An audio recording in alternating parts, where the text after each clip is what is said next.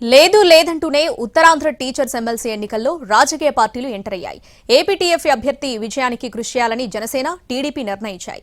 కూటమికి ట్విస్ట్ ఇస్తూ ఆర్ఎస్ఎస్ మద్దతు ప్రకటించిన పీఆర్టీయూ అభ్యర్థికి బీజేపీ సంఘీభావం ప్రకటించింది. అటు వైసీపీ కూడా ఇంటర్నల్ వ్యూహాలను అమలు చేస్తోంది. ఉత్తరాంధ్ర టీచర్స్ ఎమ్మెల్సీ ఎన్నికలు ఈక్వేషన్లు మారిపోతున్నాయి. బరిలో 10 మంది అభ్యర్థులు నిలిచినప్పటికీ ప్రధాన పోటీ ముగ్గురు మధ్య నెలకొనడం ఖాయంగా కనిపిస్తోంది. 6 జిల్లాల పరిధిలోని ఉపాధ్యాయ శాసనమండలి స్థానం మార్చి నెలాఖరు నాటికి ఖాళీ అవుతుంది. సిట్టింగ్ ఎమ్మెల్సీ పాకలపాటి రఘువర్మ పదవీకాలం ముగియడంతో ఎన్నికలు జరుగుతున్నాయి. ఈ నెల 27న పోలింగ్ జరుగుతుంది.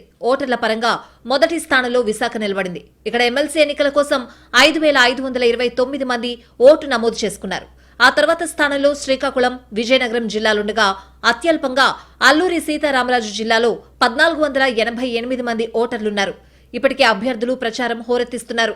పీఆర్టీయూ నుంచి మాజీ ఎమ్మెల్సీ గాదే శ్రీనివాసులు నాయుడు, యూటీఎఫ్ నుంచి సిట్టింగ్ ఎమ్మెల్యే రఘువర్మ, పీడీఎఫ్ అభ్యర్థిగా విజయగౌరి మధ్య ప్రధాన పోటీ కనిపిస్తోంది. నిజానికి ఈ ఎన్నికల్లో మొదటి నుంచి రాజకీయ పక్షాలు దూరం పాటిస్తున్నట్టే కనిపించాయి. కానీ పోలింగ్ కు వారం రోజులుంది అనగా టీడీపీ, జనసేన స్టాండ్ తీసుకున్నాయి. సిట్టింగ్ ఎమ్మెల్సీ వర్మకు మద్దతు ప్రకటించడంతో పాటు నియోజకవర్గాల వారీగా ఎన్నికల పరిశీలకులను నియమించింది. కూటమిలో కీలకమైన బీజేపీ ఇంకో ట్విస్ట్ ఇచ్చింది. పీఆర్టీయూ నుంచి బరిలో నిలిచిన మాజీ ఎమ్మెల్సీ గాదే శ్రీనివాసులు నాయుడుకి మద్దతు ప్రకటించింది. దీంతో కూటమిలో ఆసక్తికర చర్చకు దారితీసింది. బీజేపీతో ఈ విషయమై మాట్లాడుతున్నామని టీడీపీ రాష్ట్ర అధ్యక్షుడు పల్లా శ్రీనివాస్ అంటున్నారు. ఏపీటీఎఫ్ కు ఉమ్మడి శ్రీకాకుళం, విశాఖ జిల్లాలపై పట్టుంది. పీఆర్టీయూ విజయనగరం గ్రామీణ ప్రాంతాలలో ప్రభావితం చేస్తోంది. పీడీఎఫ్ కు సొంత ఓటు బ్యాంక్ అడ్వాంటేజ్. టీడీపీ, జనసేనలు రఘువర్మకు మద్దతు ప్రకటించిన తరుణంలో వైసీపీ వ్యూహం కీలకంగా మారింది. కూటమిలో చీలిక రాగా విపక్షం ఓట్లు కీలకంగా మారాయి. దీంతో ఫ్యాన్ పార్టీ మద్దతు ఎవరికి సాధ్యమైతే వాళ్లకు భరోసా లభించొచ్చు.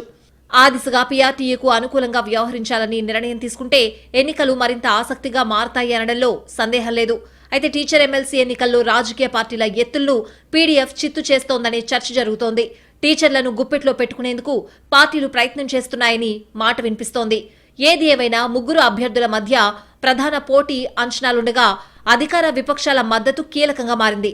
ఇక్కడ ఎవరి ఓట్లను ఎవరు చీలుస్తారనే లెక్కలు తేలిపోతే ఫలితం ఎవరి పక్షాన ఉంటుంది అనేది అంచనా వేయడం సాధ్యం. చూడాలి చివరికేమవుతుందో.